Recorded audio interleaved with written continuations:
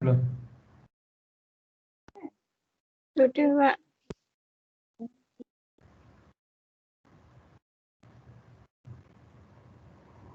Gimana dirimu? Kok suaranya aja?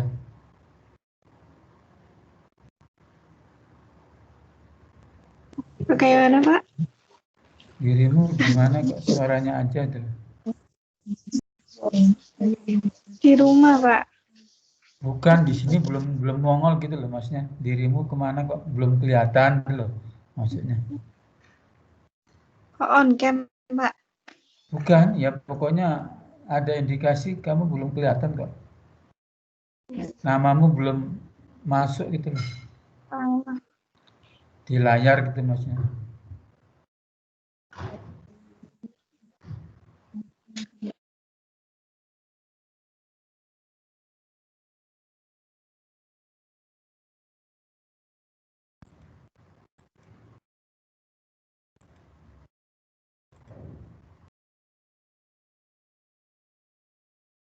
Baik Nurul,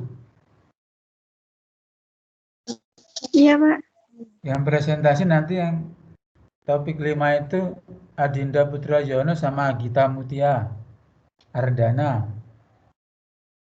Yang topik Iya. 5. Yang topik 6 Farid Ihsanuddin Irawan sama Ripnawati Firkhona. Nah, Siapa, Pak? Farid Ihsanuddin Irawan sama Sama Ripnawati Farhona. Farhana. Farhana Iya. Farhona. Nah, itu. Iya, Jadi Pak. 4 itu ya.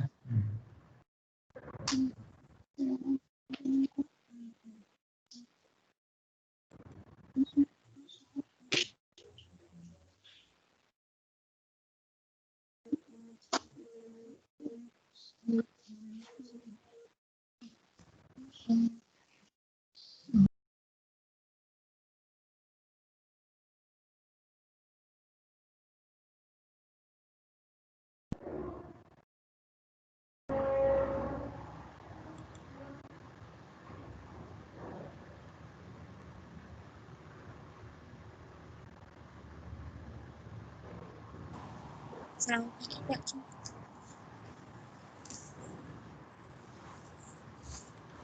Saya Agita yang topik klorinasi, Pak. Ada apa kita? Iya, saya yang disuruh presentasi sama Oh, Pak Jun. iya nanti Mas ya. Ya. Baik, Pak. Kamu kan topik 5 ya, sama Adinda Putra.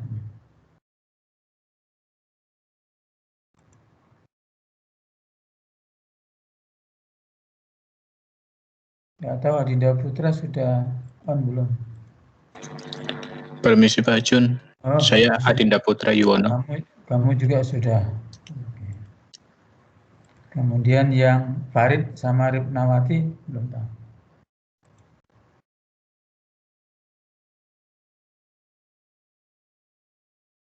Yang topik 6 Farid dan Ripnawati. Farid Ihsanuddin.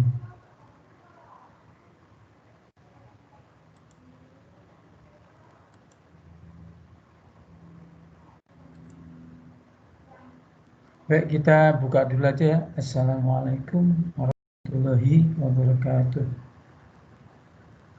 Waalaikumsalam warahmatullahi wabarakatuh. Selamat pagi, salam sejahtera untuk kita semua. Alhamdulillahirrahmanirrahim. Syukur kita panjatkan ke Allah Tuhan Yang Maha Esa pagi hari ini. Ya. Harusnya kalian libur lah ya itu seminggunya.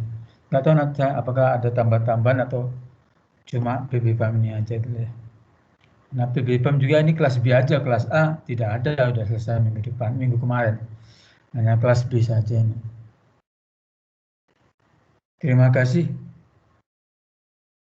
kehadiran kalian semua.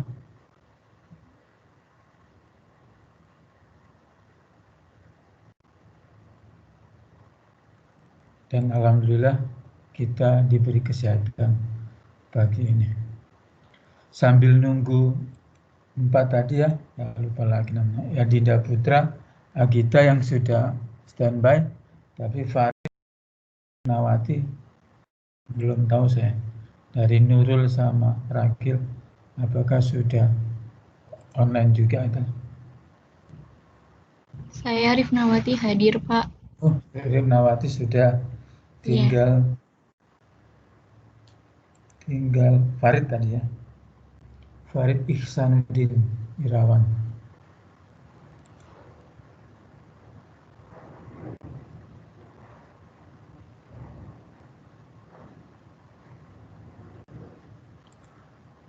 Oh ya, Nurul sama Ragil. Iya, Pak. Untuk tugas OS kemarin kan sudah kita diskusikan kan ya? Iya, Pak. Sudah clear? Sudah kan semua ya? Sudah, Pak. Oh ya udah. Sudah, Pak. Iya. Silakan ya dipimpin untuk yang 4 ini. 2 dulu, tapi langsung aja 2 ya nanti. Kalau ada diskusi nanti setelah keempatnya saja ya, Nurul sama Ragil.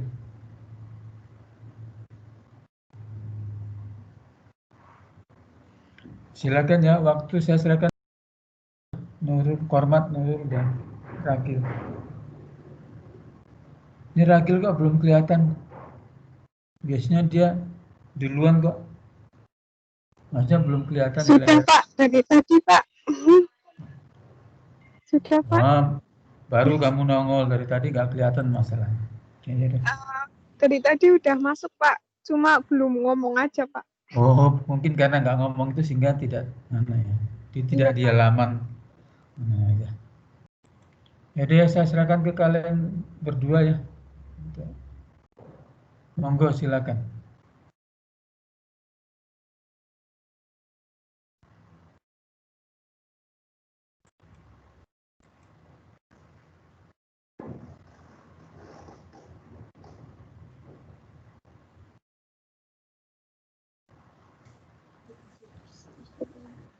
Baik, selamat pagi teman-teman dan Pak Jun.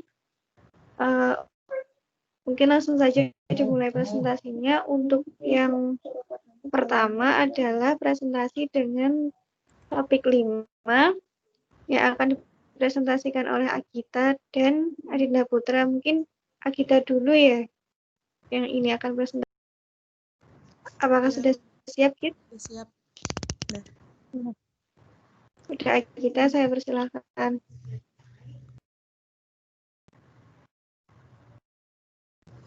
Ya, izin buat share screen.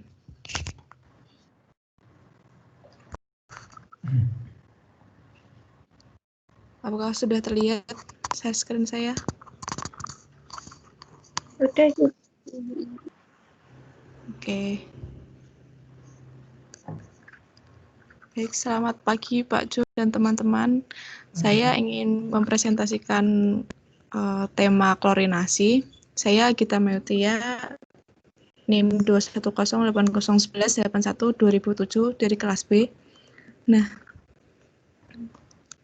klorinasi atau desinfeksi. Nah, desinfeksi itu bisa dikatakan klorinasi karena proses desinfeksi dilakukan dengan penambahan klorin bebas.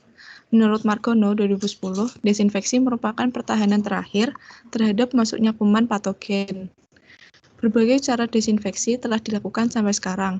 Beberapa macam bahan yang bersifat desinfektan diantaranya adalah 1. Penggunaan ozon atau ozonisasi, 2. Penyinaran dengan sinar ultraviolet, 3. Pemanasan, 4. Penambahan senyawa klor atau klorinasi. Pada perencanaan ini, desinfeksi dilakukan dengan penambahan klorin bebas. Dipilihnya desinfektan tersebut adalah karena proses desinfeksi terhadap bakteri dan virus sangat baik dan efektif. Di samping itu, apabila dilihat dari biaya yang dikeluarkan juga lebih sedikit. Walaupun terdapat produk samping berupa pembentukan THM, namun apabila kadarnya kurang dari sama dengan 0,1 mg per liter, masih dapat ditoleransi. Itu dari standar EPA Kawamura 1991 halaman 282.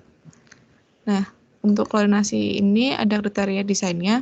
Untuk dosis pembubuk klorinnya 1-5 mg per liter, sisa klorin di reservoirnya 0,5 mg per liter, sisa klorin di distribusinya 0,2-0,3 mg per liter.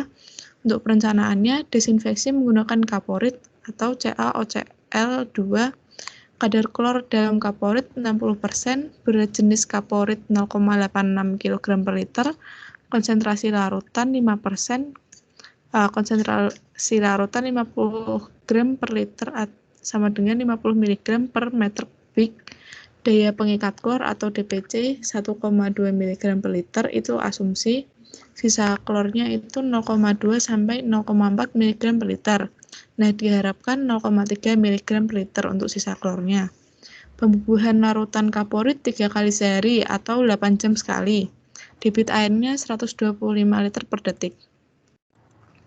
Nah, masuk ke perhitungan, dosis klor itu didapatkan dari DPC plus sisa klor. DPC-nya tadi asumsinya 1,2 ditambah 0,3 sama dengan 1,5 mg per liter.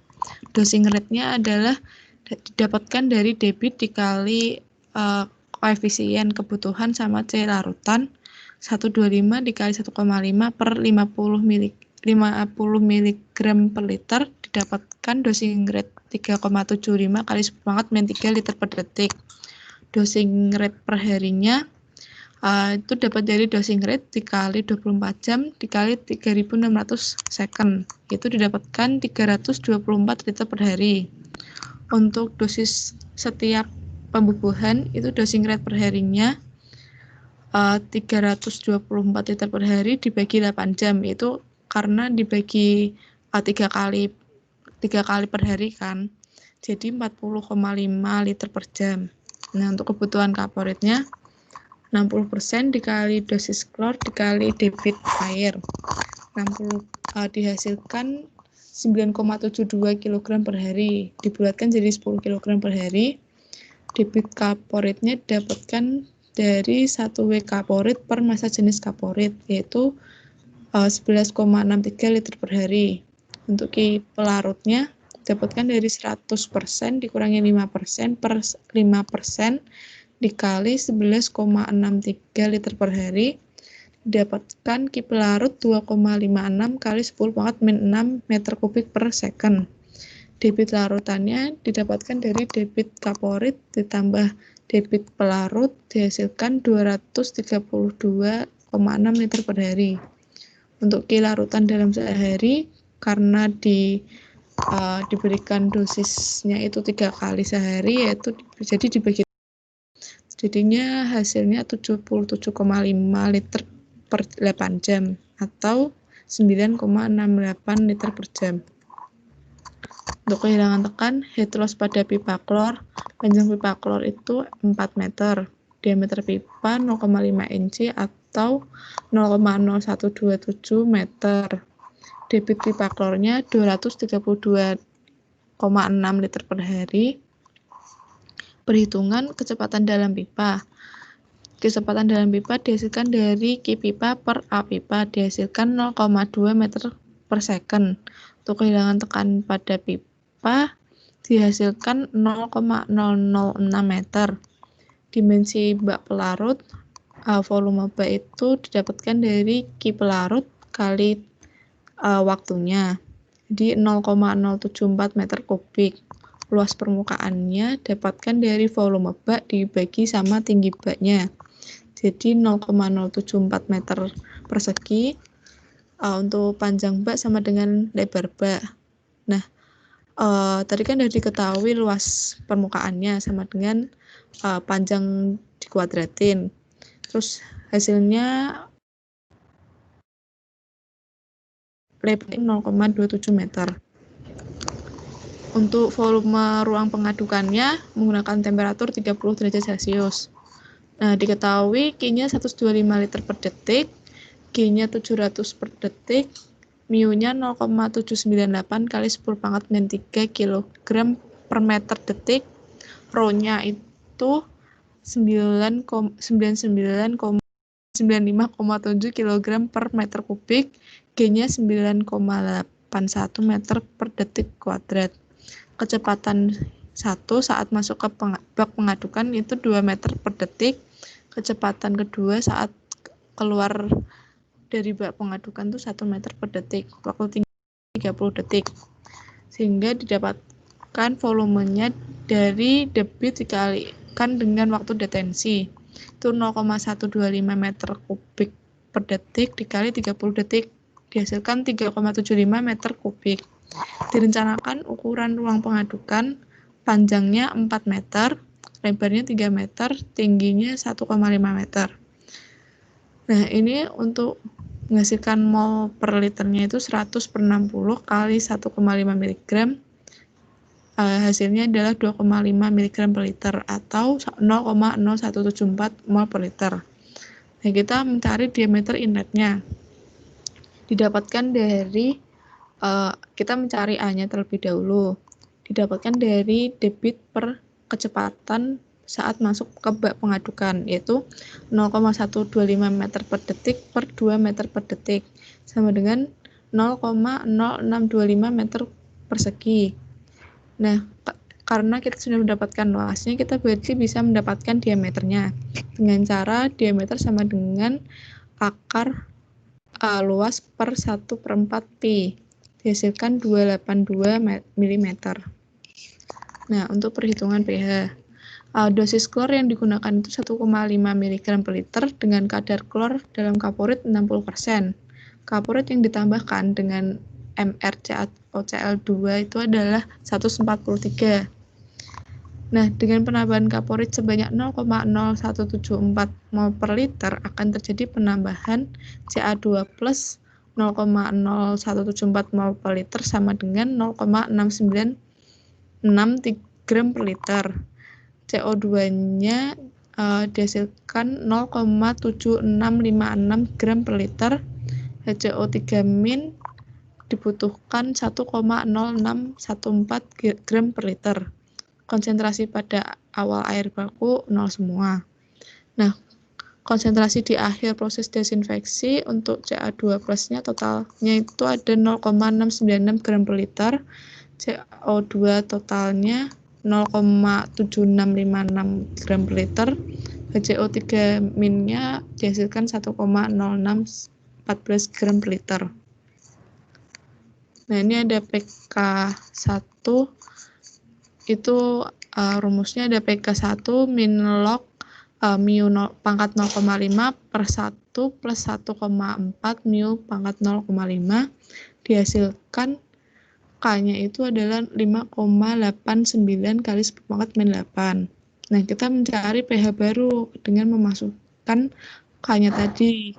Jadi, min log 5,89 dikali 10 pangkat min 8 terus dikali 0,7213. Nah, pH barunya dihasilkan 7,68. Nah, pH baru setelah proses masuk dalam range 7,5 sampai 8,5 yang diizinkan untuk air minum, sehingga tidak perlu melakukan proses netralisasi pH. Nah, ini untuk denah desinfeksi, karena tadi dihasilkan panjang sama lebarnya itu kan 270 cm dengan ketebalan dinding 15 cm. Ini untuk potongan AA desinfeksi. Tadi ketinggian baknya ada 100 cm. Pipa outletnya 300 mm. Potongan BB desinfeksi ini hampir sama bentuknya. Udah, terima kasih. Adakah pertanyaan dari Pak Jun? Dilanjut dulu aja. Baik, akan dilanjutkan oleh Adinda Putra. Terima kasih kepada Agita untuk presentasinya. Selanjutnya presentasi oleh Adinda Putra. Kepada Adinda Putra, saya persilakan. Baik, terima kasih Nurul atas waktunya. Saya izin share screen terlebih dahulu.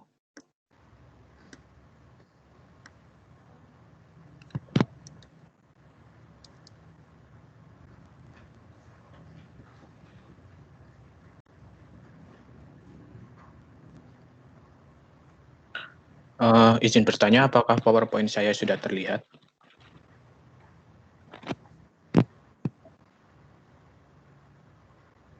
Sudah, Put. Baik, terima kasih atas jawabannya. Bismillahirrahmanirrahim. Assalamualaikum warahmatullahi wabarakatuh. Perkenalkan, nama saya Adinda Putra Yuwono dengan NIM 210801181120005 kelas B. Di sini akan memaparkan tentang salah satu unit dalam perencanaan bangunan pengolahan air minum, yaitu klorinasi. Yang pertama yaitu pengertian klorinasi. Klorinasi sendiri adalah proses pemberian klorin ke dalam air yang telah menjalani proses filtrasi dan merupakan langkah yang maju dalam proses purifikasi air. Klorin ini banyak digunakan dalam pengolahan limbah industri, pengolahan air minum, dan pengolahan air kolam renang di negara-negara yang sedang berkembang, karena biayanya yang relatif lebih murah, lebih mudah, dan efektif. Kemudian sifat-sifat dari klorin sendiri, yaitu yang pertama adalah klorin lebih berat dari udara, yang kedua bersifat racun, yang ketiga bila bereaksi dengan air akan bersifat korosif, yang keempat klorin berbau, yang kelima merupakan salah satu unsur aktif, dan yang keenam pada kondisi kering kereaktifan klorin berkurang. Berikut merupakan kegunaan dari klorinasi. Memiliki sifat bakterisidal dan gramisidal. Kemudian kedua dapat mengoksidasi zat besi, mangan, hidrogen, sulfida. Yang ketiga dapat menghilangkan bau dan rasa tidak enak pada air. Yang keempat dapat mengontrol perkembangan alga dan organisme pembentuk lumut yang dapat mengubah bau dan rasa pada air. Yang kelima dapat membantu proses koagulasi. Yang selanjutnya adalah metode klorinasi. Pemberian klorin pada desinfeksi air dapat dilakukan melalui beberapa cara, yaitu dengan yang pertama, pemberian gas klorin. Gas klorin merupakan pilihan utama karena harganya murah, kerjanya cepat, efisien, dan mudah digunakan. Namun harus digunakan secara hati-hati karena gas ini beracun dan dapat menimbulkan iritasi pada mata. Yang kedua, kloramin.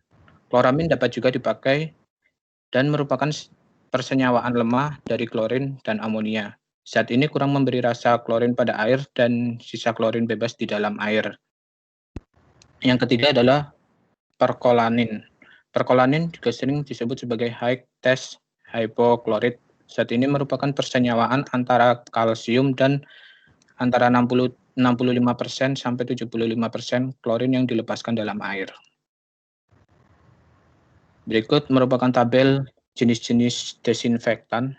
Sehingga jadi bahan-bahan desinfektan yang mengandung senyawa klor itu antara lain ada yang pertama liquid klorin dengan rumus kimia Cl2 dengan kandungan klor 100% bentuk gas, ada juga kalsium hipoklorit dengan kadar klornya 60-70% dengan bentuk padat dan lain-lain seperti yang dapat dilihat pada tabel. Kemudian tahap pelaksanaan klorinasi. Yang pertama itu ada dua tahap klorinasi, yaitu tahap preklorinasi dan tahap postklorinasi. Tahap preklorinasi itu adalah memiliki tujuan antara lain seperti menghilangkan polutan dalam air, seperti kemudian yang selanjutnya adalah mencegah molekul organik, kemudian ada mengoksidasi besi dan mangan. Kurang lebih tujuannya seperti itu. Kemudian yang kedua ada tahap postklorinasi, yaitu tahap pemberian liquid klorin yang bertujuan untuk membunuh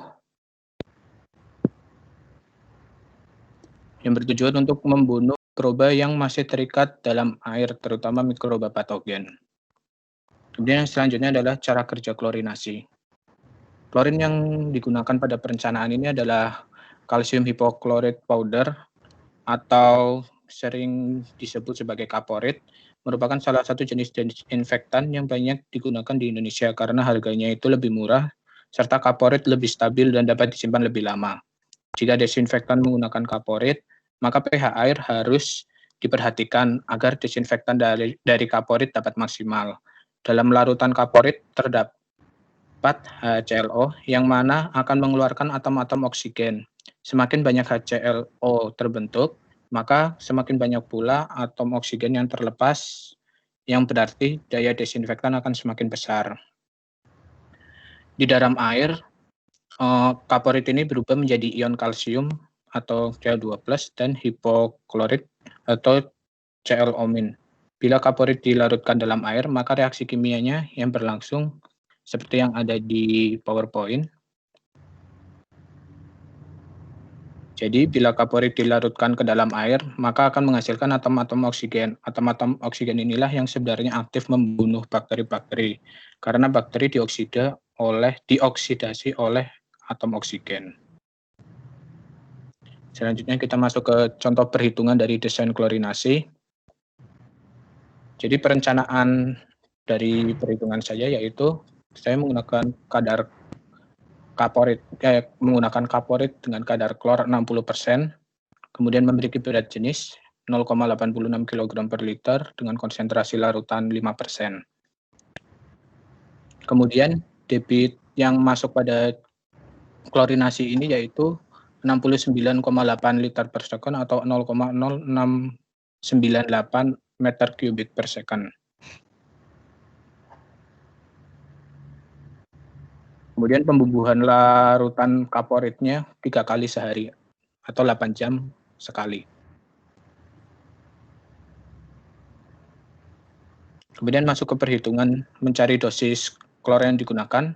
Rumusnya yaitu DPC ditambah sisa klor sama dengan menghasilkan 1,5 mg per liter dengan dosis rate-nya 0,002 liter per detik, sehingga dosis rate per harinya yaitu diperoleh 181,2 liter per hari. Karena dilakukan 3 kali pembubuhan, sehingga dosing rate per harinya diperoleh 22,63 liter per jam. Kemudian perhitungan kebutuhan kaporitnya. Kebutuhan kaporit sama dengan 60% dikali dosis klor dikali debit. Diperoleh nilai 62,86 mg per detik atau 5,43 kg per hari. Debit kaporitnya yaitu 6,31 liter per hari dengan Ki pelarutnya sama dengan 1,38 kali 10⁻⁶ meter kubik per second. Kemudian debit larutannya yaitu jumlah dari debit kaporit ditambah debit pelarut yaitu 126,3 liter per hari. Yang selanjutnya ada debit larutan dalam 1 hari diperoleh 5,26 liter per jam. Kemudian perhitungan kehilangan tekan. Yang pertama, head loss pada pipa klor. Panjang pipa klor dalam perencanaan ini 4 meter dengan diameter pipanya 0,5 inci. Kemudian debit pipa pada klor yaitu debit pipa klor ini 1,5 kali 10⁻⁶ meter kubik per detik. Kemudian dihitung kehilangan tekannya dengan rumus pertama mencari kecepatan dalam pipa atau V pipa diperoleh 0,012 meter per detik. Kemudian kehilangan tekan pada pipa diperoleh 0,002 meter. Yang selanjutnya adalah perhitungan dimensi bak pelarut. Untuk mencari volume bak. Volume bak diperoleh dari Ki pelarut dikali waktu. Dihasilkan 0,04 meter kubik. Dalam perencanaan ini, panjang bak sama dengan lebar bak sama dengan tinggi bak. Sehingga diperoleh panjang, lebar, dan tinggi sebesar 0,34 meter. Untuk tinggi sendiri masih ditambah dengan freeboard sebesar 0,0684 sehingga kedalaman totalnya yaitu 0,41 meter. Kemudian untuk volume ruang pengaduk dengan kriteria seperti yang tertera pada PowerPoint.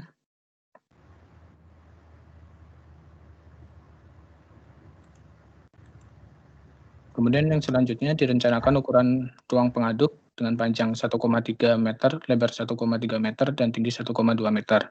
Kemudian untuk diperoleh diameter inletnya, yaitu rumusnya luas sama dengan debit per kecepatan saat memasuki bak pelarut, kecepatan saat memasuki bak pengaduk maksud saya, yaitu diperoleh 0,03 meter persegi.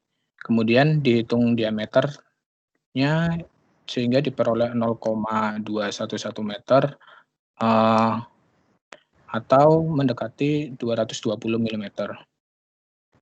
Yang selanjutnya adalah perhitungan pH pada klorinasi. Untuk dosis klor yang digunakan yaitu 1,5 mg per liter dengan kadar klor dalam kaporit 60%. Sehingga kaporit yang ditambahkan adalah 0,9 mg per liter atau 0,0063 mol per liter dengan MR dari kaporitnya sendiri 143. Dengan penambahan kaporit sebanyak 0,0063 mol per liter, maka terjadi penambahan molekul Ca2+ sebesar 0,00252 gram per liter, kemudian CO2 sebesar 0,000277 gram per liter, dan HCO3 sebesar 0,000284 gram per liter. Kemudian konsentrasi awal dari ketiga molekul tersebut pada air baku adalah 0 mg per liter. Sehingga konsentrasi akhir pada proses desinfeksi diperoleh sama dengan konsentrasi pada penambahan kaporitnya, yaitu Ca2+ sebesar 0,00252 gram per liter dan seterusnya seperti yang tertera pada PowerPoint. Kemudian ada perhitungan ion strength. Perhitungannya itu seperti yang tertera pada tabel yang ada di PowerPoint, yaitu Ca2+, konsentrasinya yaitu 0,000252 gram per liter dengan berat molekul 40, kemudian dengan kaporitnya, dengan klornya 0,0063, sehingga diperoleh 0,5 kali kaporit kali si kuadratnya 1,26 dikali 10⁻². Kemudian diperoleh perhitungan ion strength-nya yaitu 0,0158. Kemudian berikut adalah rumus dari perhitungan pH. Diperoleh pH baru yaitu 7,8. pH baru ini setelah proses desinfeksi masih masuk rank yaitu antara 7,5 sampai 8,5 yang diizinkan untuk air minum sehingga tidak perlu melakukan proses netralisasi pH. Kemudian ini merupakan gambar dari desain alat klorinasi yang bernama chlorine contact chamber. Jadi chlorine contact chamber ini adalah suatu bak penampung air limbah atau bak klorinasi dari instalasi pengolahan air, di mana bak klorinasi ini digunakan untuk memberi atau mencampurkan zat kimia berupa klorin yang berfungsi untuk membunuh mikroorganisme patogen yang ada pada air sebelum dialirkan ke proses selanjutnya. Cara kerjanya yaitu air berasal dari bak penjernih, kemudian mengalami klorinasi, di mana air masuk secara overflow ke dalam bak klorinasi, kemudian chlorine pump akan memompakan larutan klorin ke dalam bak klorinasi. Setelah itu air akan masuk ke reservoir. Berikut daftar pustaka yang saya pakai. Ya, sekian presentasi dari saya, kurang lebihnya mohon maaf. Assalamualaikum warahmatullahi wabarakatuh. Saya kembalikan kepada Nurul. Terima kasih. Terima kasih Putra untuk presentasinya. Dilanjut dulu untuk kelompok topik 6 ya Pak berarti? Iya.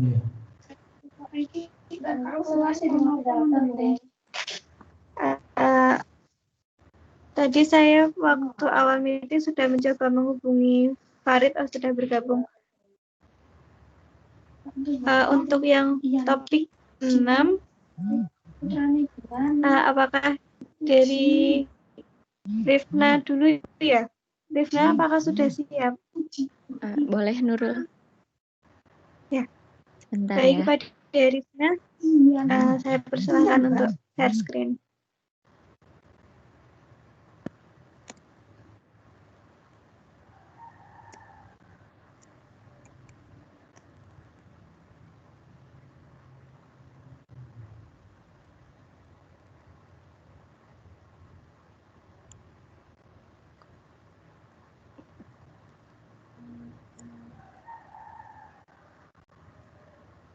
Baik, saya mulai. Assalamualaikum warahmatullahi wabarakatuh. Selamat pagi menjelang siang, Pak Jun dan teman-teman. Di sini perkenalkan saya Rifnawati Farhana dengan NIM 210801181-214 akan menjelaskan mengenai secondary disinfection.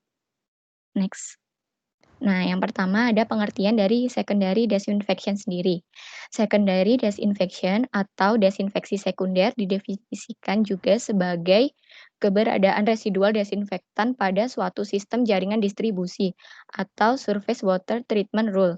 Pemilihan desinfektan sekunder dapat dilakukan dengan pertimbangan berdasarkan hubungan dari sistem ke sistem yang memperhatikan kebutuhan untuk mencapai tujuan desinfeksi sekunder seperti potensi terbentuknya DBP atau disinfection byproduct, karakteristik kualitas air, kondisi sistem distribusi, atau kapabilitas dan kemampuan pengolahan. Selanjutnya ada chlorination atau klorinasi. Ini merupakan salah satu proses dari secondary disinfection yang dimana klorin ini merupakan salah satu desinfektan yang paling banyak digunakan karena efektif pada konsentrasi rendah, murah, dan membentuk residual jika digunakan pada dosis yang tepat. Kini, klor sebagai desinfektan selain digunakan sebagai kalsium diklorida atau CaOCl2, dapat juga ditemui berbentuk sebagai gas atau Cl2, natrium klorida atau NaOCl, ataupun sebagai hipoklorit atau HCl. Kemampuan desinfeksi klorin berasal dari sifat propertisnya sebagai oksidator kuat. Klorin mengoksidasi enzim yang berfungsi sebagai proses metabolis pada mikroorganisme. Klorin merupakan senyawa oksidator kuat yang berbahaya jika masuk ke dalam tubuh manusia. Nah, ini merupakan pptabel dari dampak beberapa tingkat level konsentrasi klorin terhadap kesehatan manusia. Yang pertama itu ada 0,2 sampai 0,4 ppm. Dampaknya bagi kesehatan yaitu mengganggu indera pembau dalam beberapa waktu. Kemudian 1 sampai 3 ppm menyebabkan iritasi membran mukosa mampu ditoleransi kurang lebih selama 1 jam. Kemudian 5 sampai 15 ppm menyebabkan iritasi pada sistem pernafasan. 30 ppm menyebabkan sakit dada, sulit bernafas, muntah, dan batuk. 40 sampai 60 ppm letal lebih dari 30 menit, dan 1000 ppm fatal dalam waktu beberapa menit. Selanjutnya adalah chloramination atau kloraminasi. Dalam kasus kloraminasi, amonia dan klorin diberi dosis dengan cara yang terkontrol sehingga monokloramin atau NH2Cl adalah produk utama dari proses pembentukan di tempat. Proses kloraminasi tergantung pada pH air dan rasio konsentrasi relatif amonia yang ditambahkan ke dosis klorin sebelumnya. Selain memiliki efek langsung pada proporsi relatif spesies kloramin, pH tidak berpengaruh langsung pada kemanjuran desinfeksi kloraminasi. Selanjutnya adalah klorin dioksida atau klorin dioksida. Nah, klorin dioksida ini adalah desinfektan yang lebih kuat daripada klorin, dan bahan kimia murni tidak membentuk trihalometan atau THM melalui reaksi dengan zat humat. Dioksida dihasilkan sesuai permintaan, biasanya melalui reaksi antara natrium klorid dan asam klorida. Hal itu juga dapat dibuat dengan reaksi antara natrium klorid dan klorin. Meskipun kontrol yang cermat diperlukan untuk memastikan pembentukan produk sampingan kecil, klorin dioksida kemungkinan besar jauh lebih mahal daripada klorin. Nah, selanjutnya terdapat tabel keuntungan dan kekurangan dari sistem secondary disinfection ini. Yang pertama, pada proses klorinasi itu keuntungannya sisa yang stabil di jaringan yang bersih, serta potensi klorin untuk desinfeksi primer dan distribusi, yang membuatnya mudah untuk diaplikasikan.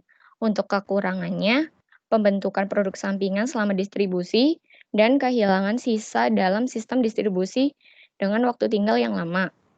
Selanjutnya untuk kloraminasi ini dan klorin dioksida memiliki keuntungan sisa stabil tanpa masalah produk sampingan yang signifikan, serta umumnya tingkat keluhan rasa dan bau lebih rendah dibandingkan untuk kaporit. Untuk kekurangan dari kloraminasi itu perlu kontrol proses yang efektif untuk menghindari rasa bau karena dikloramin atau trikloramin. Kemudian pencampuran dan persediaan kloraminasi dalam jaringan dapat menyebabkan masalah rasa dan bau. Untuk kekurangan dari klorin dioksida adalah dibatasi oleh pertimbangan pembentukan produk sampingan anorganik yaitu klorid dan klorat. Nah, berikut ada beberapa faktor yang dapat mempengaruhi efektivitas pada secondary disinfection. Yang pertama ada bahan pipa. Bahan pipa ini memberikan tempat untuk mikroba berlindung dari desinfektan dan ada juga yang memberi pasokan nutrisi yang mendukung pertumbuhan mikroba. Kemampuan klorin untuk mengontrol biofilm tergantung dari bahan pipa yang digunakan. Karena bahan pipa yang berbeda menunjukkan tingkat kebutuhan klorin yang berbeda. Kemudian yang kedua ada korosi. Dengan mengontrol korosi akan meningkatkan efisiensi desinfeksi free klorin. Dapat diketahui bahwa keberadaan korosi pada pipa besi akan menyebabkan penurunan efisiensi desinfektan yang jauh. Ini adalah contoh perhitungan pada desinfeksi di mana terdapat kriteria desain desinfeksi seperti pada tabel. Nah, perencanaannya yaitu desinfeksi menggunakan kaporit, CaOCl2, kadar klor dalam kaporit sebanyak 60%, berat jenis kaporit yaitu 0,86 kg per liter, konsentrasi larutannya 5%, dan kapasitas pengolahan atau Q-nya adalah 0,1104 meter kubik per sekon. Untuk konsentrasi larutannya 50 mg per meter kubik dan daya pengikat klornya 1,2. Sisa klornya 0,2 sampai 0,4 serta pembubuhan larutan kaporit 3 kali sehari atau 8 jam sekali.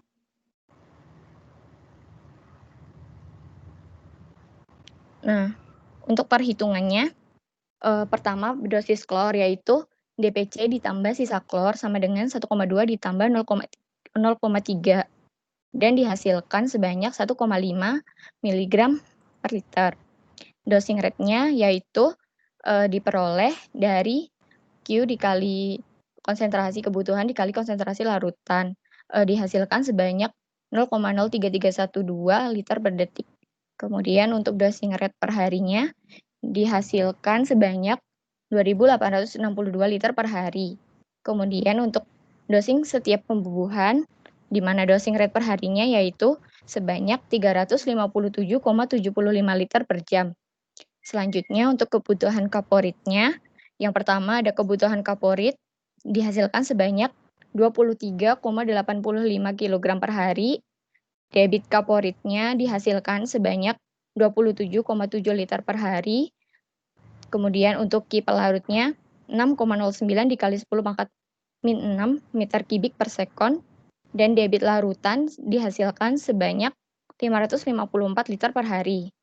Sehingga diperoleh Q larutan dalam sehari yaitu sebanyak 23 liter per jam. Sekian presentasi dari saya. Apabila ada kekurangan dan kelebihan mohon dimaafkan. Mungkin dilanjut ke Farid. Terima kasih.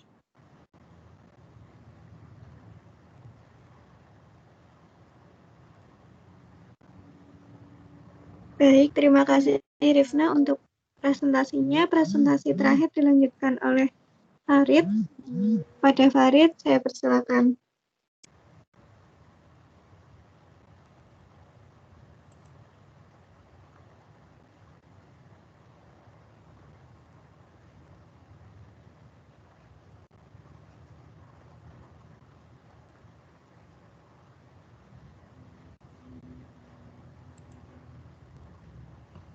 Oke, sebelumnya apakah share screen saya udah masuk?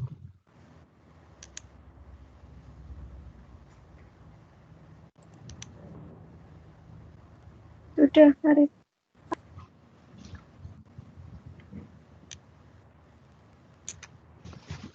Oke, bismillahirrahmanirrahim. Assalamualaikum warahmatullahi wabarakatuh. Sebelumnya perkenalkan, nama saya Farid Iksanur Nirawan dengan NIM 2108181811466. Sini saya akan membahas mengenai secondary disinfection.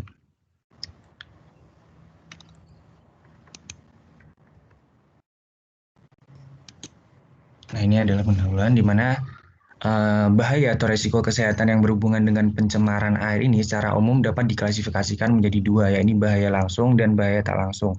Bahaya langsung ini terhadap kesehatan manusia atau masyarakat dapat terjadi akibat mengonsumsi air yang tercemar atau air yang kualitas buruk, baik secara langsung diminum atau melalui makanan.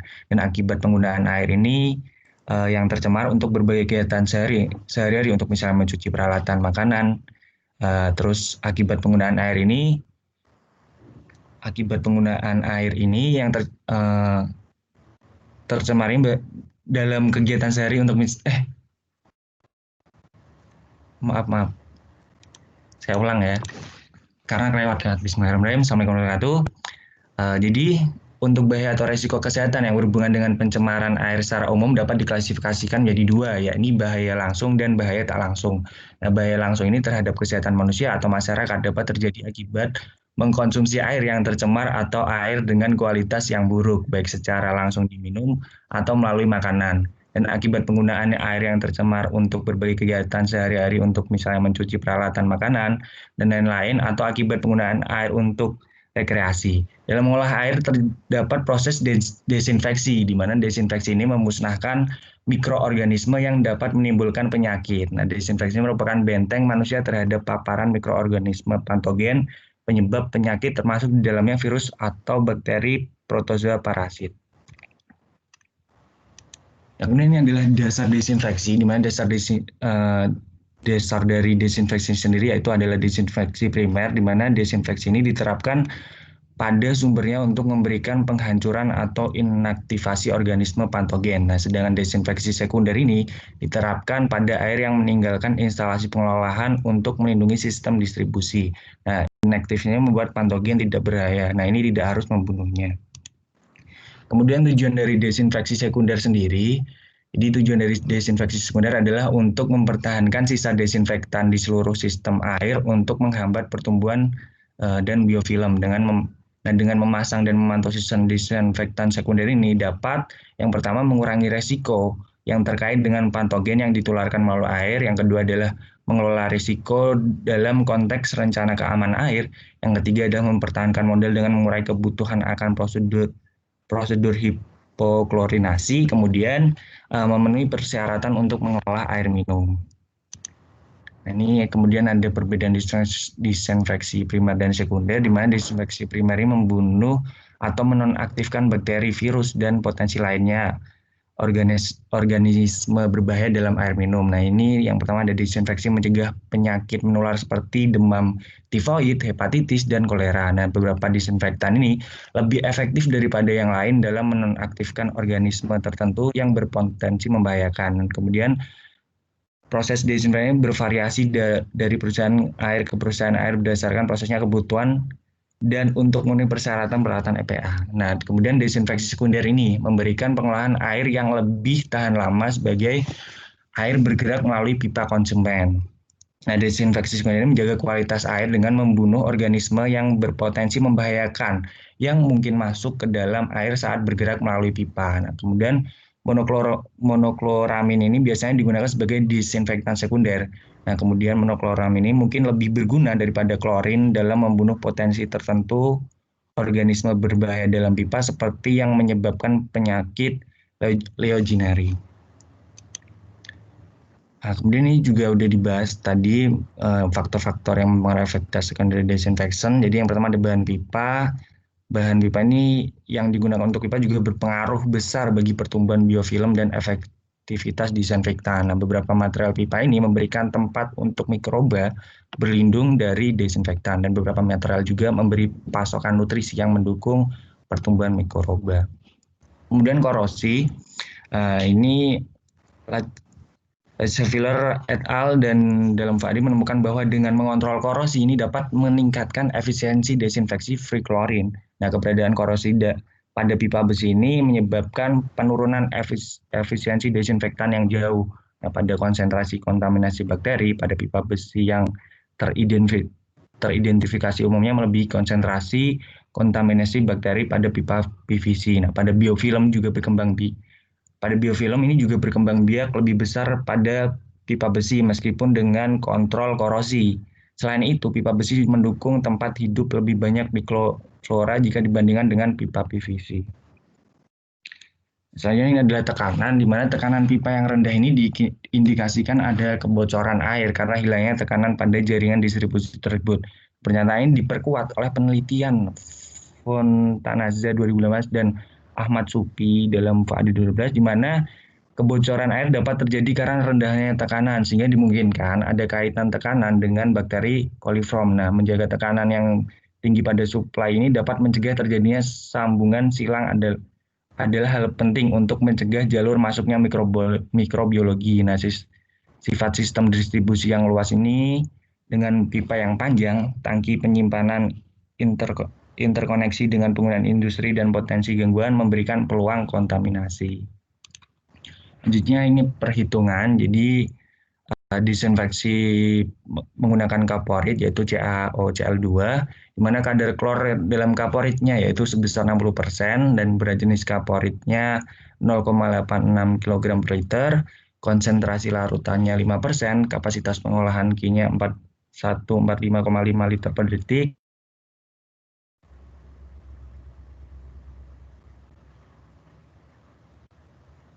dan konsentrasi larutan C-nya 50 mg per meter kubik, dan daya pengikat klor atau DPC-nya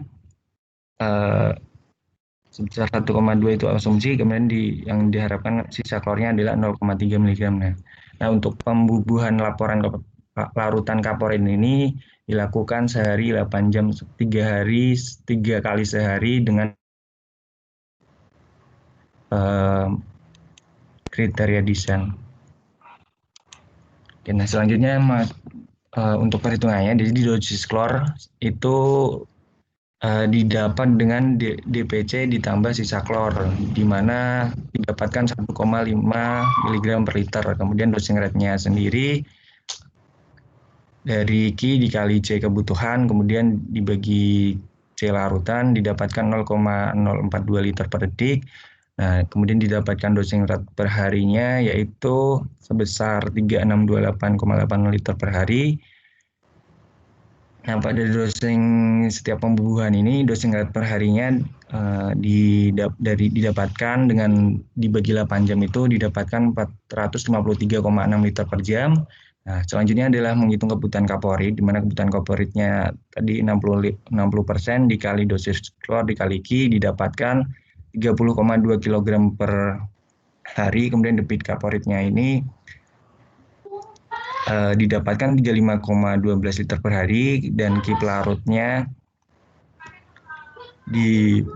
didapatkan 667,28 liter per hari, dan debit larutannya yaitu dari Q kaporit ditambah Q pelarut didapatkan 702,44 liter per hari, dan Q larutan dalam seharinya itu didapatkan 702,44 liter per 3 dikali 8 jam, di mana 29,27 liter per jam.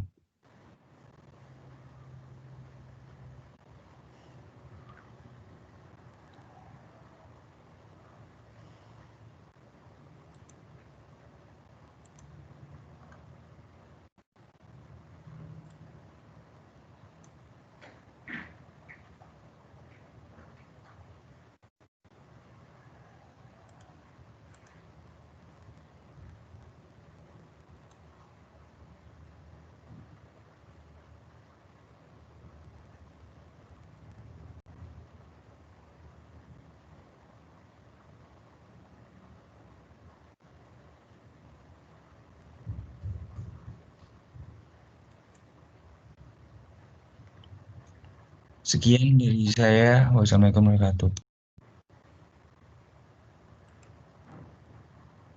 Waalaikumsalam warahmatullahi wabarakatuh.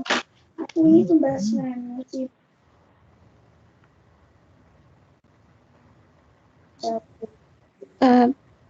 baik, terima kasih kepada teman-teman yang telah presentasi. Selanjutnya, apakah ada sanggahan atau tanggapan dari teman-teman yang sekelompok atau mungkin dari teman-teman yang lain? Saya persilahkan.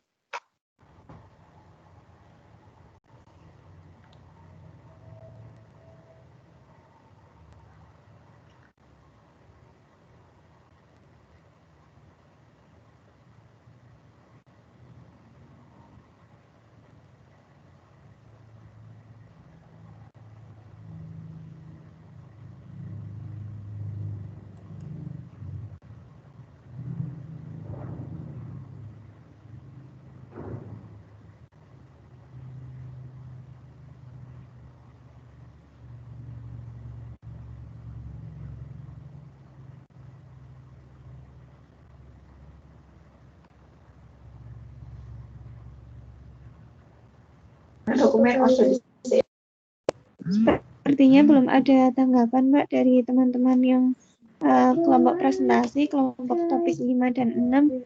Apakah dari Pak Jun sendiri ada tanggapan? Baik. Saya tanya dulu kalian topik. Dari tadi saya sudah mungkin ada yang punya grafik BPC, breakpoint klorinasi. Dari tadi saya nyari-nyari itu kok nggak ketemu tuh. Jadi mendingan coba topik 5. Ada yang punya BPC, kurva BPC, breakpoint chlorination curve.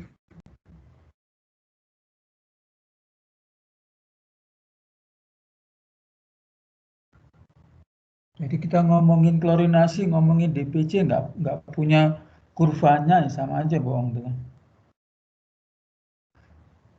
Ya, dari tadi saya nyari nggak ketemu, makanya kan nggak semua tercari toh, nggak semua terbuka file kalian. Nah, mungkin siapa yang punya biar cepat kurva tersebut.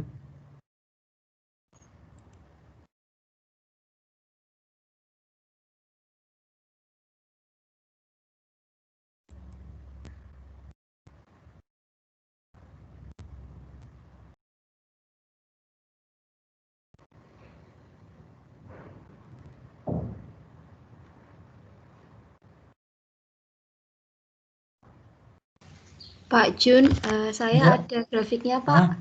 Coba buka, Farah. Izin share screen ya, Pak. Ya, ya.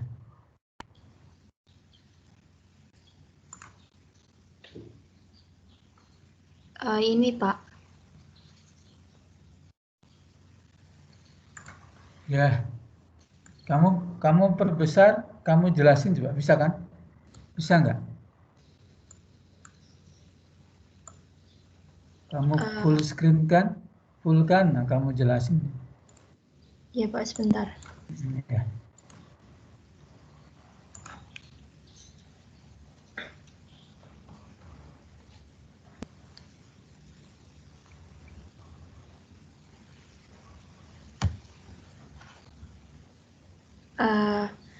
Sebelumnya sebenarnya saya masih bingung Pak tentang grafik ini.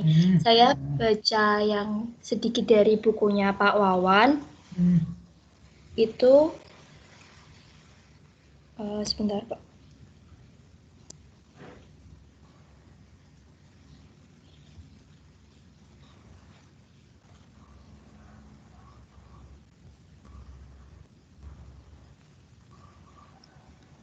Jadi senyawa klor yang dalam air ini bereaksi dengan senyawa organik maupun anorganik tertentu yang membentuk senyawa baru. Nah, yang beberapa bagian klor. Nah, itu maksud saya itu terjadi di mana? Kan ada T1, 2, 3, 4 zona tuh. Nah, itu yang kamu ceritain sekaligus ditunjukkan di daerah mana itu gitu.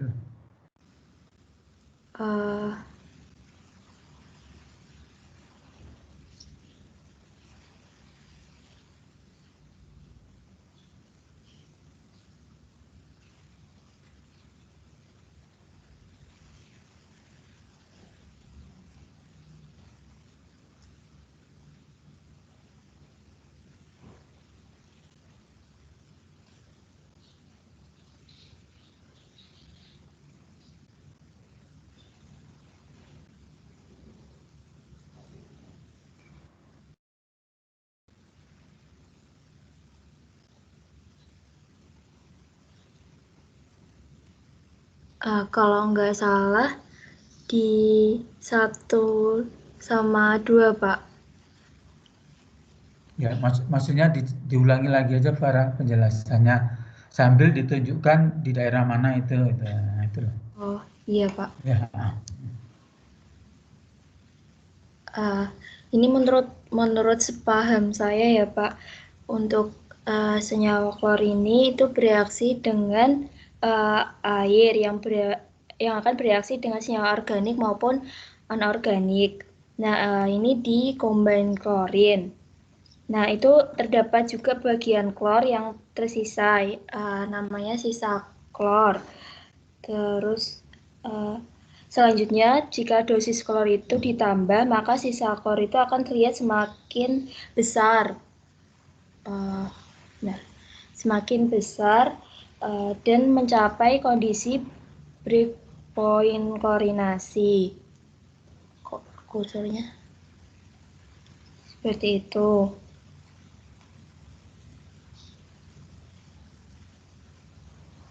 Nah, itu kalau ada besi mangan tuh di mana itu?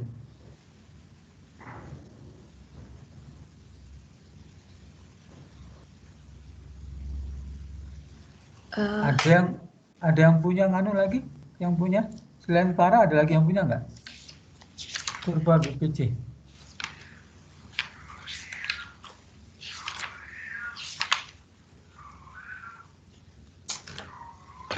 Ada yang punya kurva BPC?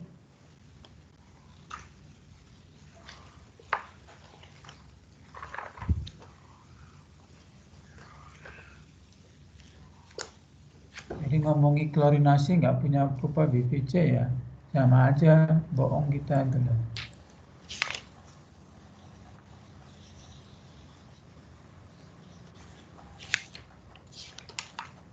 Masa cuma Farah yang benar karena ngomongin kurva BPC.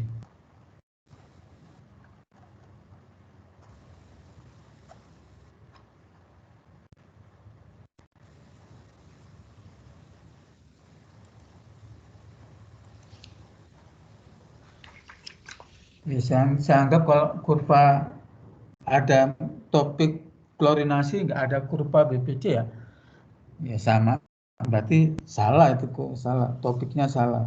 Ya, belum, artinya bukan belum benar berarti topiknya. Itu satu. Kemudian, nah tadi penjelasan dari kurva itu. Sayang ini tulisannya ketutup punya Farah ini. Nah, kemudian kan kurvanya kan nggak komplit toh. Zona 1 tuh apa yang terjadi di zona 1? Zona 2 jelas yang terjadi. Zona 3 juga, zona 4 juga. Nah, zona 1 ini. Apa yang terjadi di zona 1? Apa yang terjadi terhadap penghuni air, ya, penduduk air? Ya, kita katakan penduduk lah, bakteri patogen, amonia itu kan penduduk airnya, kontaminan yang kita katakan. Berarti Farah kamu harus nanti di tugas UAS kan sebenarnya ini juga tuh kayaknya. Ya, kecuali topik 2 kan ya. Topik 1 ya. Ya, Nurul Ragil topik 1 yang tidak ya. Nurul Ragil. Iya, Pak. Karena topik 1 kan Iya. filtrasi ya, granular filtration-nya. Nah. Iya, Pak.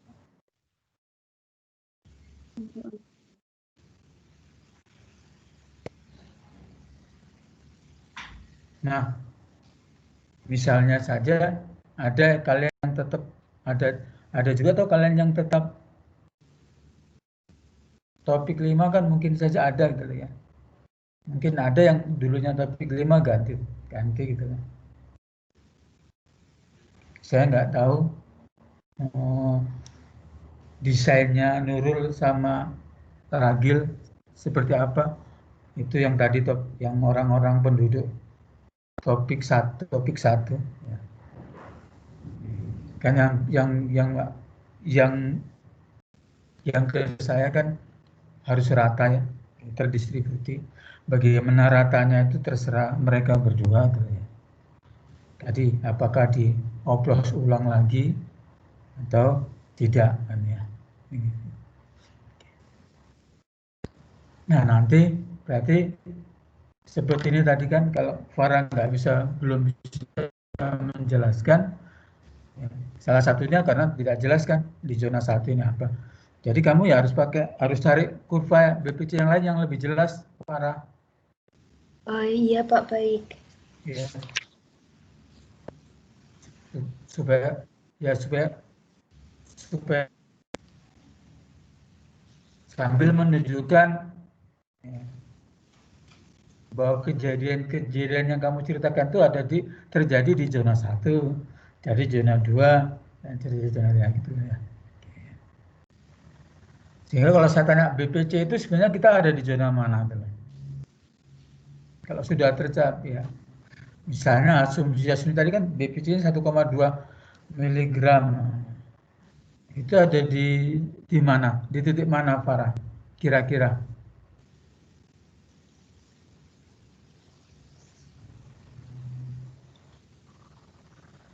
DPC-nya ya, Pak? Ya, kalau misalnya itu ada di titik mana kira-kira?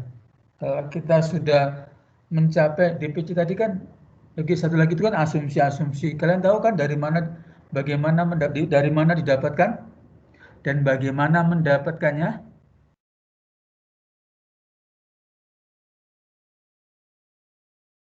Sama lah ketika kita ngomongin koagulasi populasi kan ada dosis koagulannya kan.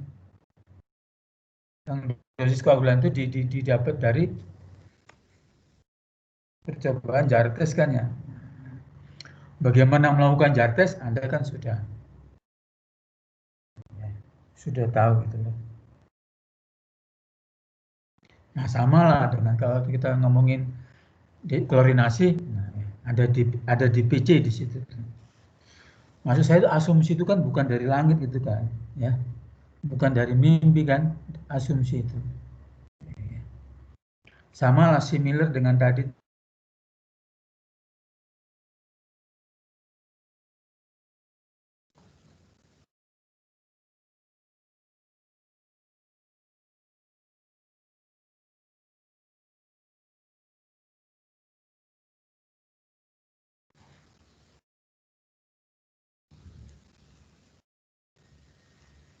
Dosis koagulan itu kan didapatkan dari, nah, bagaimana cara melakukannya.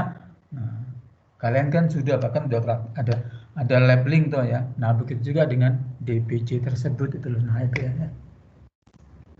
Kalau kita melihat DPC ya berarti kita harus melihat kurva breakpoint chlorination curve ya kan ya. Tadi yang saya minta Farah menjelaskan, dia punya kurvanya. Nah, saya yakin Farah itu nggak bisa menjelaskan karena kalau kita lihat kurva yang di SAR ini kan kurang komplit lah. Seperti apa yang terjadi di zona 1 tadi.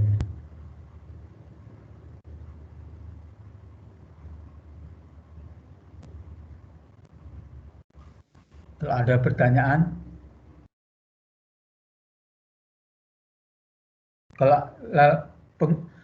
kalau di air itu ada besi, mangan, di mana itu? Terjadi sesuatu, terjadi oksidasi misalnya. Karena barangkali contohnya ya, kalian itu kan mungkin salah satu di kasus kalian kan ada yang kandungan besi dan mangannya tinggi gitu ya. Bagaimana solusinya? Solusinya kan oksidasi ya kan. Chemical oxidation. Chemical oksidasi itu kan bisa aerasi itu ya. Artinya memasukkan oksigennya. Oksigen disitulah sebagai agent oksidatornya kan, dia sebagai oksidator. Memasukkan oksigen itu ya dengan cara aerasi tadi. Atau menggunakan oksidator yang lain. Gunakan klorin, maka ditambahkanlah klorin. Kemudian tadi ada Adinda Putra tadi, ada penjelasan bahwa yang membunuh itu oksigen. Nah ya, saya lihat pekerjaannya itu nggak ada tuh, dari mana itu didapat itu loh ya. Kata-kata itu dari mana itu loh ya. Saya lihat pekerjaannya itu tidak ada sitasi gitu loh. Kok bisa oksigen yang membunuhnya?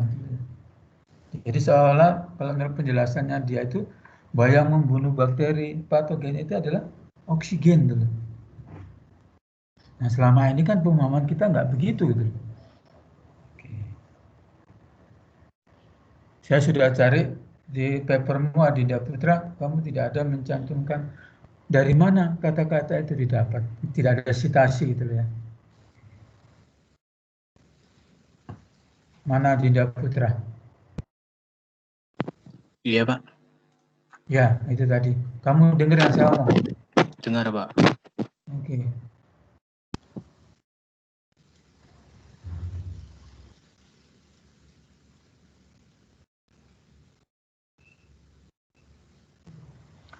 Nah, nanti untuk tugas UAS diperbaiki ya. Ya, kita ngomong klorinasi DPC, nggak ada kurva BPC-nya, tidak ada penjelasannya.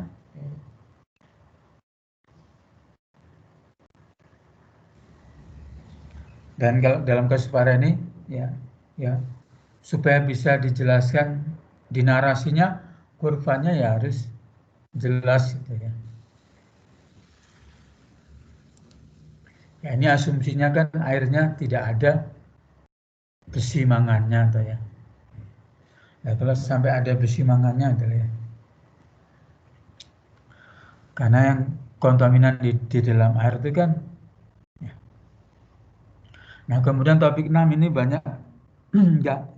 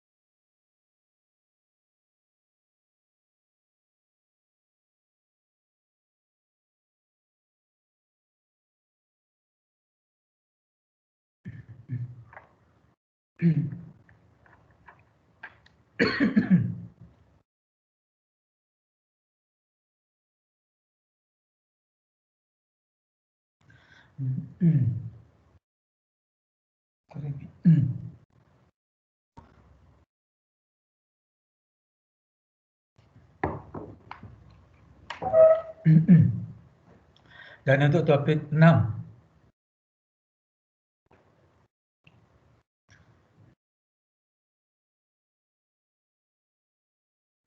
topik 6 itu ya bukan topik 5 ditambah sesuatu gitu loh. Betul, sebenarnya topik 5 itu ya topik 6 itu topik 5 ditambah sesuatu gitu. Tapi topik 5-nya ya bukan topik 5 gitu. Jadi gini, asumsi kita topik 6 itu kan gini. Seiring dengan waktu kan kualitas air baku kan menurun ya. Terkontaminasi, pencemaran. Kalau Anda baca BPS, disinfection byproduct, itu kan yang paling banyak itu ya klorinasi ya. Semua ozon juga menghasilkan DBP ya, disinfection byproduct. Memang yang paling banyak itu adalah klor. Klor dan senyawaannya. Saya kan sudah bilang ya, bahwa seiring dengan waktu pencemaran makin meningkat, penurunan kualitas air baku juga makin rendah. Nah, teknologi yang kita gunakan itu kan tidak kompatibel dengan meningkatnya pencemaran tersebut. Baik teknologi, baik treatmentnya ya, water treatment plan-nya ya. Oke. Sehingga sebenarnya kalau ada teknologi yang ada, teknologi PB-PAM kalian lah ya. Begitu masuk inlet klorinasi itu banyak zat organik. Sehingga DBP itu dipastikan makin banyak. Dan karena mereka karsinogenik kan itu mengancam kita tuh ya.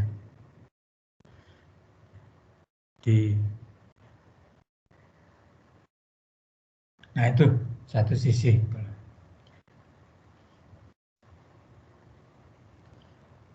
Sehingga kita bagaimana mengurangi penggunaan klor ini. Karena tadi sesuai dengan kurva BPC tadi ya, makin banyak zat organik, ya, makin banyak kontaminan di situ, maka makin besar DPC-nya. DPC makin besar, ya makin besar juga BPC-nya, DBP-nya, disinfection byproduct-nya. Artinya makin besar lagi bahaya yang mengancam. Nah, untuk meminimalkan itu kan maka berarti penggunaan klorin itu dibatasi seminimal mungkin.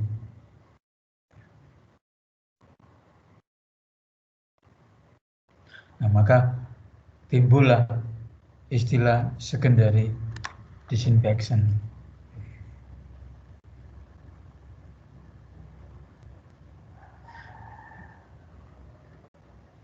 Nah, dalam praktek bisa 2 desinfektan, bisa juga 1 desinfektan.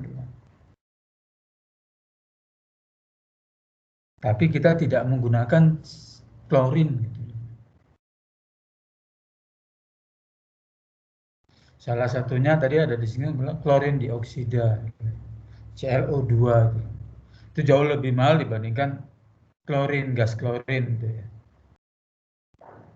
Lebih mahal, tapi dia kurang, disinfection byproduct-nya kurang menghasilkan disinfection byproduct. Karena dia kurang reaktif dibandingkan klorin, dibanding Cl2-nya.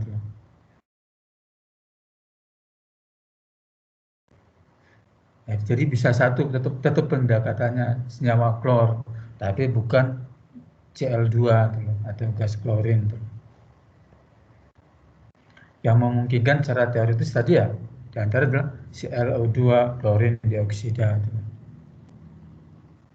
Atau yang pendekatan kedua,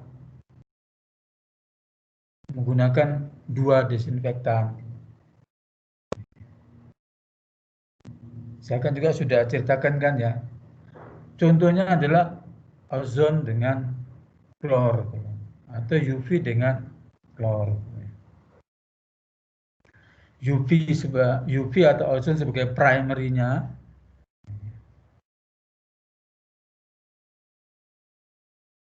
Primary itu artinya membunuh mikroorganisme di WTP-nya, di water treatment plant-nya. Nanti yang secondary mengawal tadi kualitas air agar tetap kualitas mikrobiologis airnya tetap terjamin sampai ke customer. Nah, sehingga kalau yang pertama sebagai primary-nya itu adalah ozon misalnya, maka klor dipakai kan sedikit saja gitu loh. Hanya sekedar menjaga kualitas ya, di sepanjang perjalanan. Siapa tahu ada teroris toh di perjalanan dari water treatment plant sampai ke rumahmu misalnya. Sehingga nggak nyambung toh. Nah, tadi DPC-nya tadi kan topik 6 sama aja dengan DPC-nya topik 5. 1,2 juga asumsinya. Nggak ada bedanya dengan topik 5.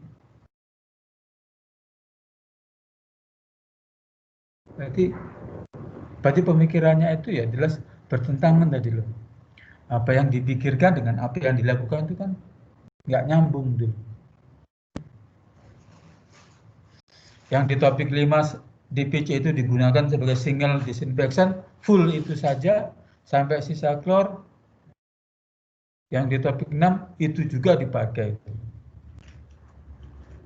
Jadi topik 6 yang kalian ngomongin itu ya, itu bukan topik 6 tapi topik 5. Jadi ingat topik 6 itu karena asumsinya tadi ingin mengurangi penggunaan senyawa klor ya harus dikurangi banyak. Dia hanya untuk jaga-jaga saja.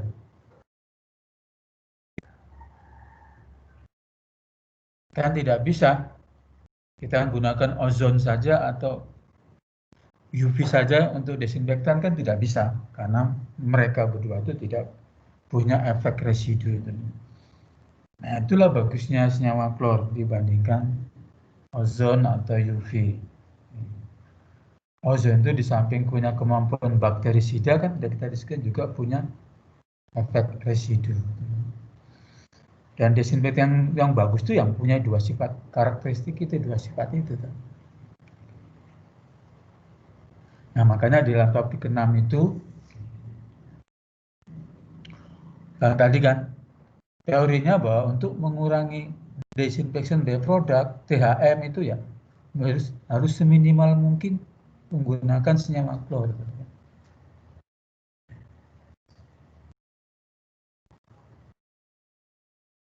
Jadi saya minta yang nanti topik 6, yang masih dapat topik 6 ya harus dibedakan ya dengan topik 5 gitu ya.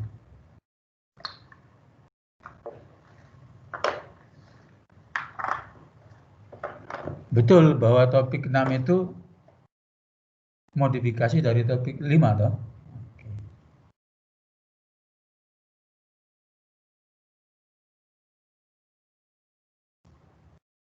Tapi kalau tadi siapa tadi?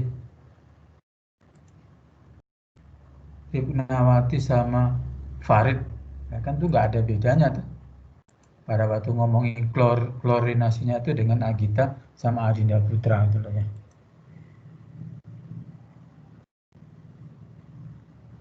Itu tidak mengurangi timbulnya trihalometan, itu tidak mengurangi keterancaman kita dalam pemakaian air.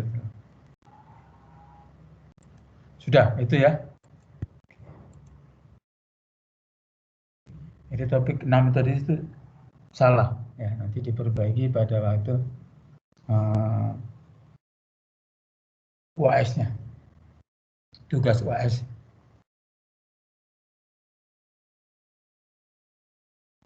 Kemudian yang topik 5 itu jangan, ya nggak boleh tidak ada kurva BPC, ya nggak boleh gitu ya.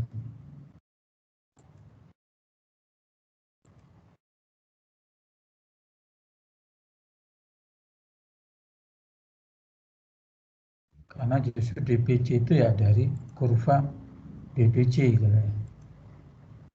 Breakpoint klorinasi.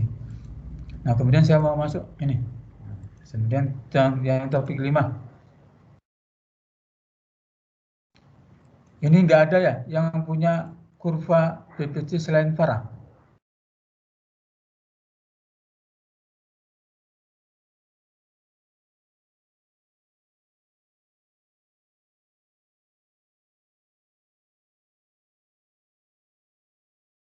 Nggak ada ya?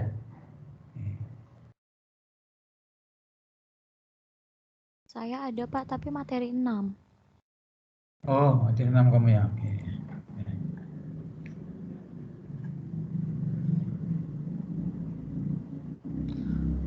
Ya nanti kalau materi 6 kamu itu misalnya ozon dengan klor juga ya bisa dimasukkan juga tuh. Apa tadi? BPC-nya. Ya, ini ada Felicia. Ya, Permisi Felicia. Pak Jun, mau bertanya.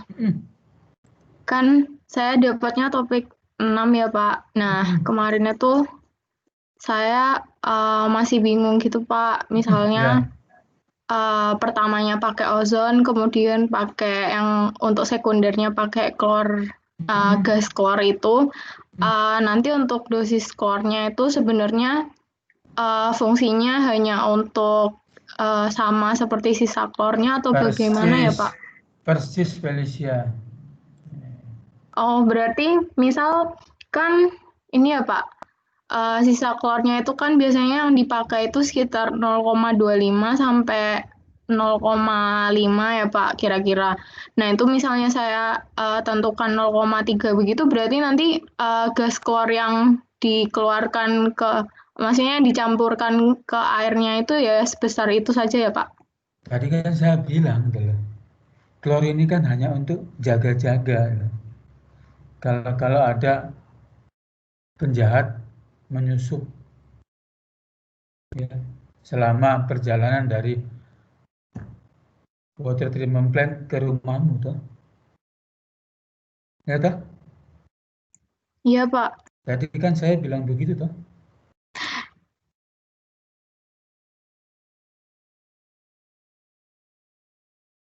Itu beda nggak dengan apa yang kamu bilang tadi? Sama Pak. Nah, oke, ya. Baik Pak Jun, terima kasih. Ya.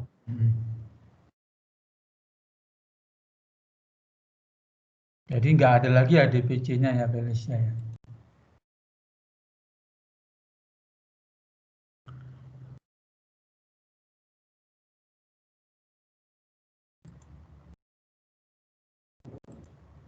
Nah, kemudian saya ingin, terus yang saya tuh topik 5 ini agak membingungkan dulu. Sistemnya bagaimana ya? Coba ini yang topik 5 ini berdua nih, Adinda sama Agita. Ini kan ada water treatment plant. Ya. Ini sama kasusnya dengan nanti koagulasi flokkulasi. Kan di situ aja tuh yang ada penambahan kan ya. Koagulasi flokkulasi itu ada penambahan koagulan dan penambahan flokulan. Di desinfeksi ya ada penambahan desinfektan. Itu kan ada WTP ya, water treatment plant. Ini ada subsistemnya, yaitu koagulasi, flokkulasi dan juga desinfeksi subnya ya. Nah, saya tuh tadi belum membayangkan yang topik 5 ini yang Agita sama Adinda Putra ini. Sebenarnya subsistem larutan klornya itu, subsistem klorinasinya itu, ya, nanti saya katakan ini similar nanti, karena kalian biasanya itu kesalahannya sama itu di situ juga. Nah, begitu juga subsistem nanti mudah-mudahan akan terperbaiki juga itu subsistem koagulasi flokkulasinya gitu ya.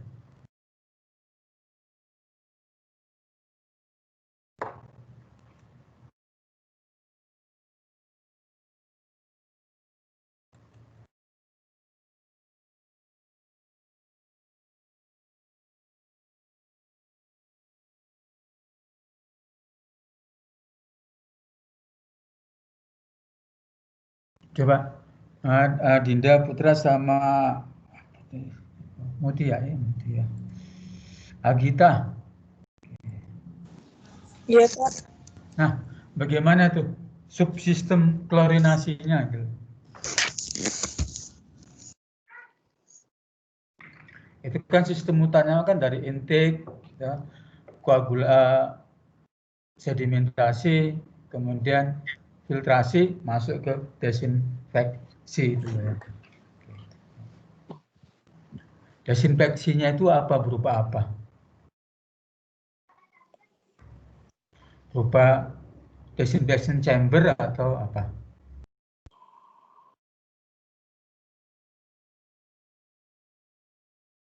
Ada bak desinfeksi ya. Ada ya tadi lah. Ada kontak chamber ya. Atau disinfection tank ya. Atau disinfection basin atau seperti apa?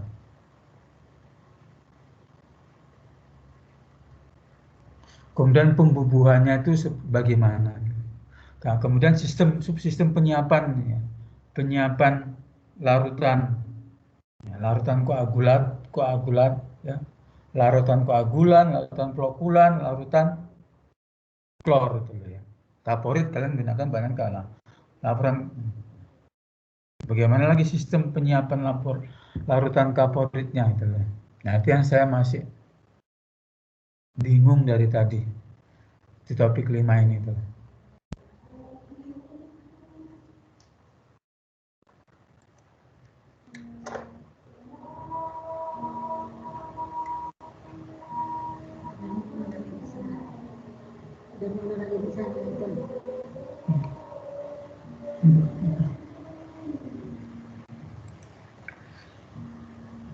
Halo, ini kita sama Dinda Putra gimana?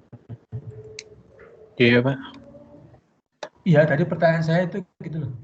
Baik, Pak.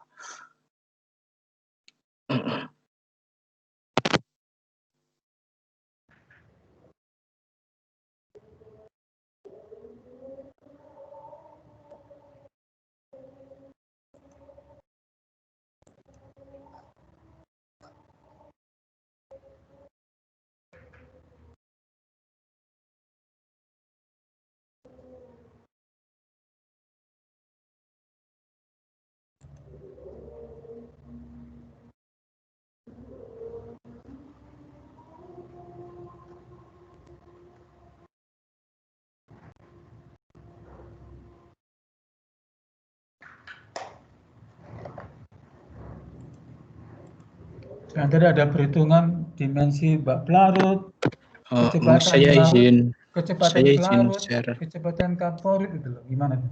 Maaf, Pak, saya izin share gambar Iya. desainnya atau bagaimana, Pak? Terserah lah. Flowchartnya mungkin silakan coba.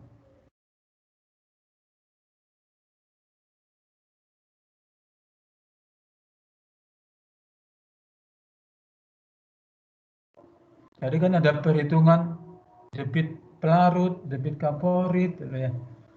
Ada perhitungan dimensi bak pelarut itu loh. Nanti saya belum bisa membayangkan WTP kalian itu seperti apa tuh.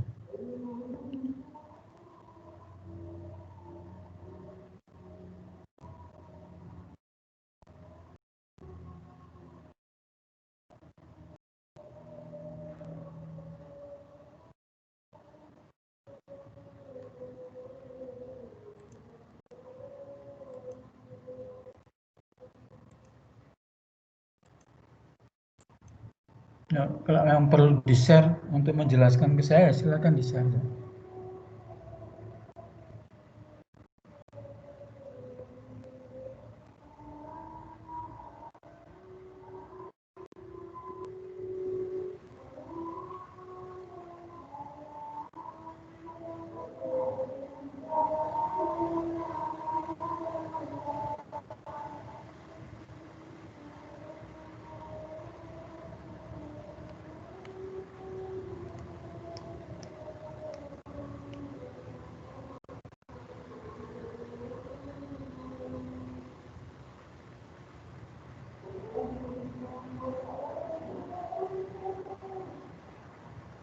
Halo.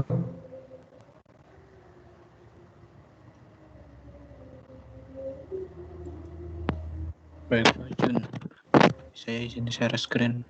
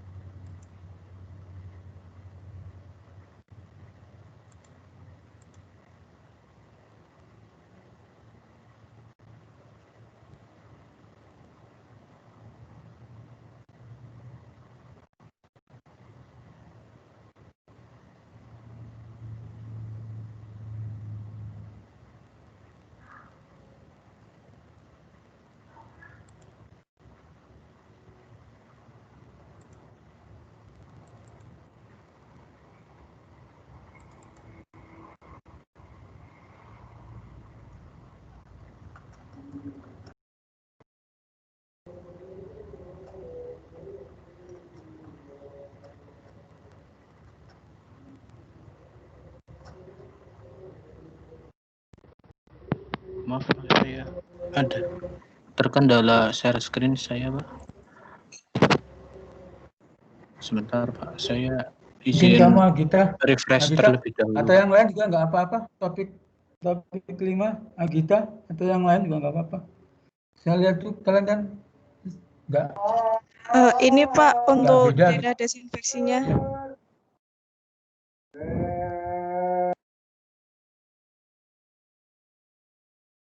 Ini denah apa ini? Bagaimana Pak? Ini denah apa? Denah desinfeksinya. Desinfeksi itu gimana maksudnya? Jadi ini gambaran dari atasnya untuk denahnya baknya itu Pak. Ya ini tempat apa ini? Tempat untuk membubuhkan itunya Pak, membubuhkan klornya. Inletnya di mana? Di sini Pak. Oh itu dari itu inlet dari filtrasi gitu? Iya Pak. Terus outletnya?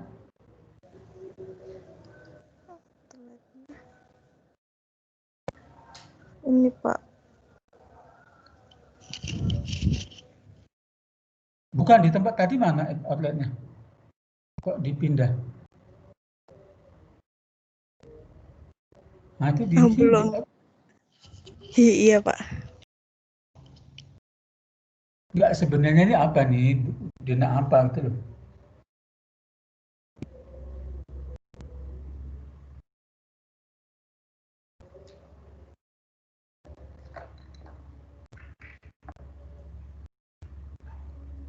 Ada yang lain coba? Yang topik 5 coba.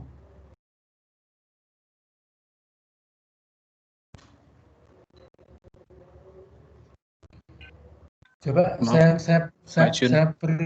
saya peringkas ya, filtrasi, desinfeksi, reservoir ya, subsistemnya ya, potongan sistemnya ya.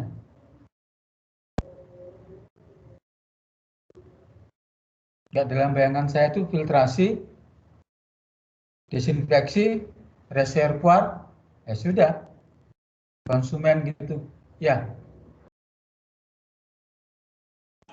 Iya, Pak. Ya.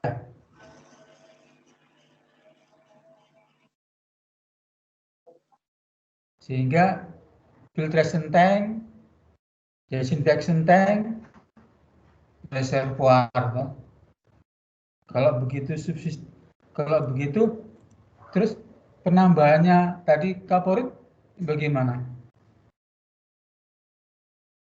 Penyiapan larutan kaporitnya bagaimana?